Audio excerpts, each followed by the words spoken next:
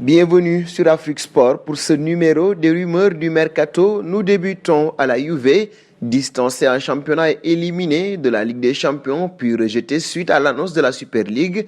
Les dirigeants Bianconeri pourraient également se mettre à la recherche d'un entraîneur. Andrea Pirlo pourrait perdre son poste et un nom serait déjà évoqué pour prendre sa succession. Selon les dernières informations de Bild, il s'agit d'Hans Flick. Actuellement au Bayern de Munich, ce dernier aurait pris la décision de quitter le leader de la Bundesliga. Des discussions pourraient rapidement être entamées entre les deux parties, même si Flick pourrait partir pour la Mannschaft. Passons au Real de Madrid. Le club s'activerait en coulisses en vue du prochain mercato d'été. Selon les dernières informations de Fichajes, les dirigeants madrilènes s'intéresseraient de près à la situation d'Hakan Çalhanoğlu. En fin de contrat avec le Milan AC, l'international turc n'a toujours pas trouvé d'accord avec ses dirigeants pour prolonger.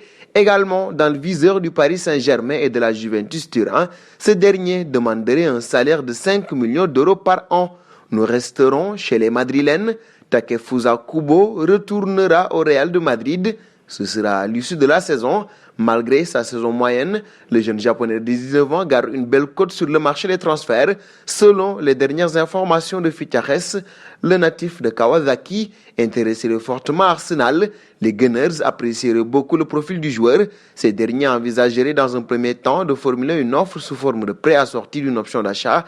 En grosse difficulté financière, les Madrilènes pourraient demander un transfert sec. Un saut auprès d'Ansu Fati au Barça, après Lionel Messi, Joan Laporta aurait une autre priorité. En effet, si l'on en croit les dernières informations du média AS, il souhaiterait très rapidement étendre le bail de la pépite Ansu Fati.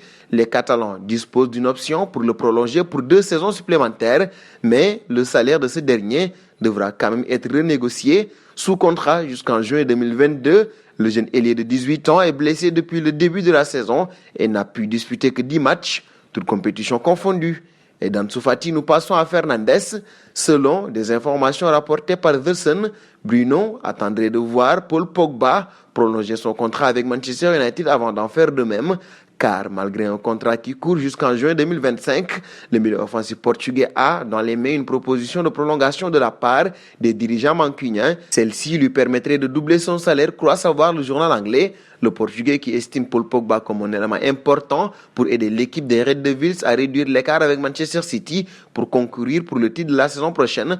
Bruno Fernandes attend de voir quelle sera l'attitude de ses dirigeants sur le mercato estival.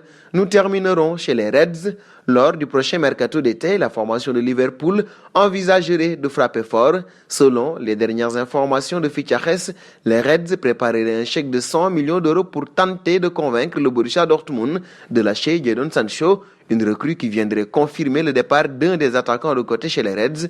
Il s'agit de Sadio Mané.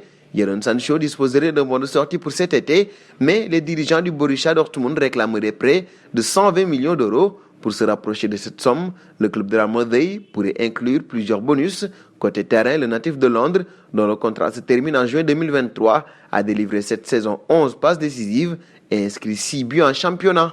Et nous arrivons au terme de ce journal que nous fermerons avec la question du jour. Jadon Sancho peut-il faire mieux que Sadio Mané à Liverpool? Vos réponses seront entendues en commentaire. En attendant, n'hésitez pas à vous abonner sur Afrique Sport pour ne rien manquer du football continental et international.